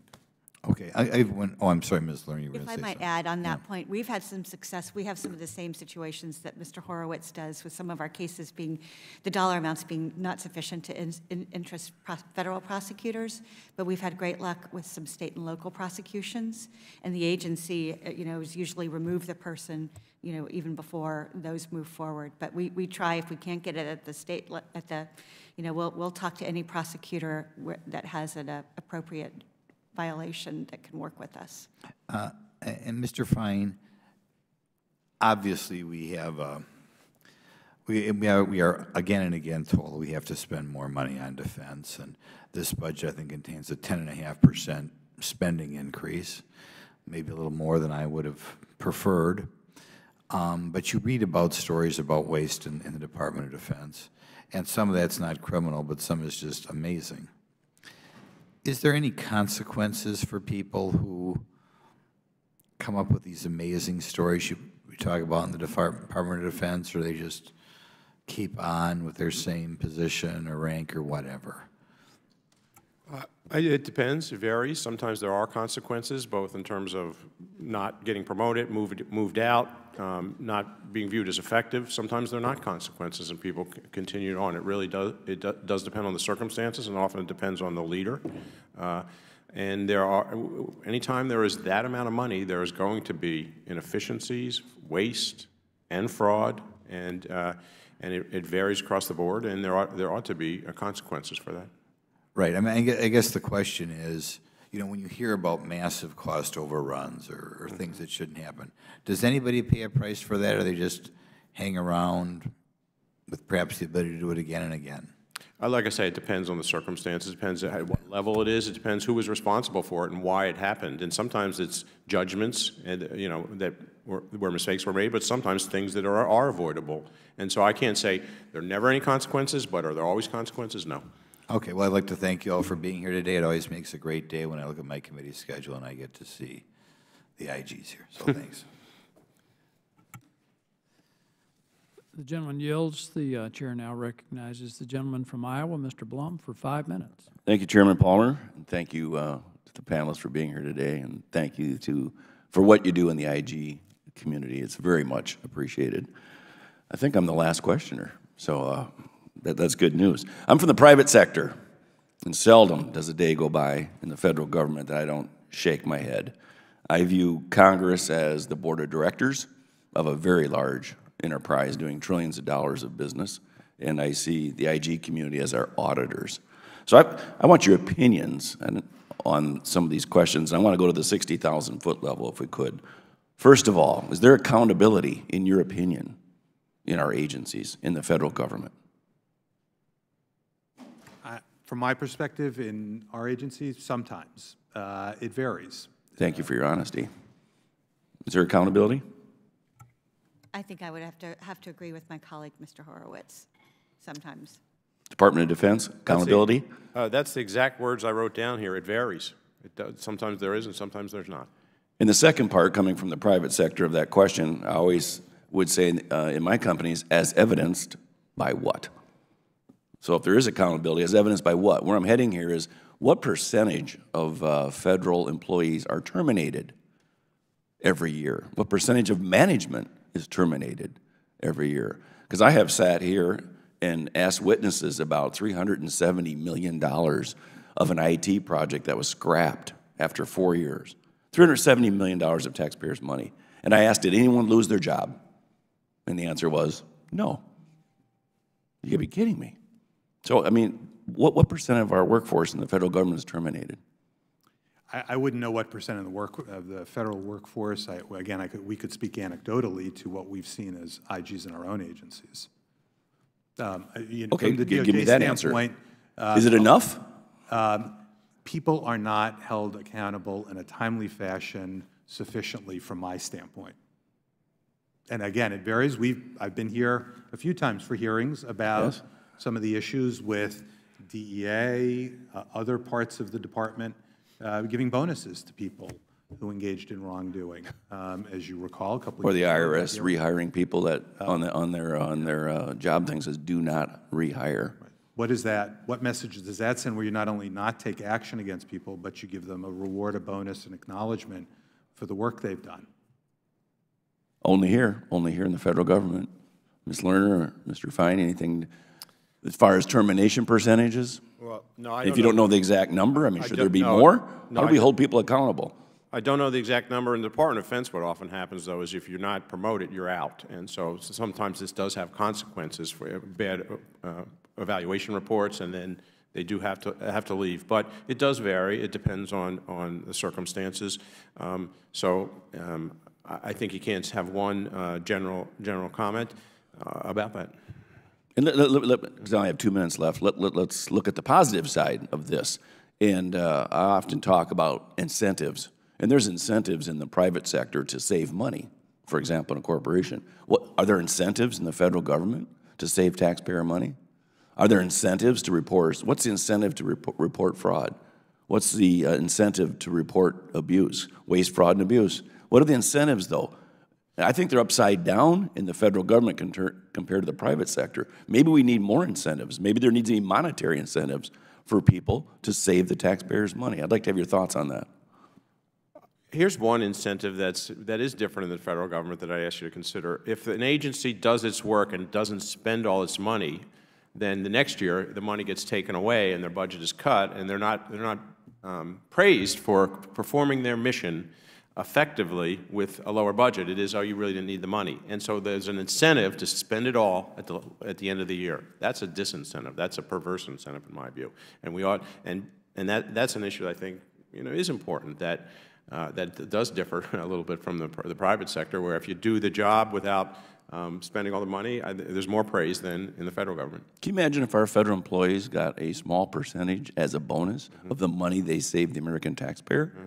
Can you imagine unleashing that across our federal agencies? How much waste we could reduce? Does that have merit? Does that idea have merit in the federal government, in your opinion? Anyone? Go ahead. Look, I think there's one of the challenges we face is a inability to reward our strongest performers. Other than, we obviously have honor awards, we give other recognition out. We are able to give some recognition each year in terms of bonuses, but our bonus pools, just as an example, are about 1.5% or less of salaries. And compared to, from my time in the law firm world, that's a pretty small comparable number in terms of bonus. Yeah, my time is up, but I think we need to do a better job of holding people accountable and or terminating them, and we also need to do a better job of rewarding performers with incentives. My time is up, but thank you so much for what the IG community does. I yield back. I thank the gentleman for that excellent line of questions. I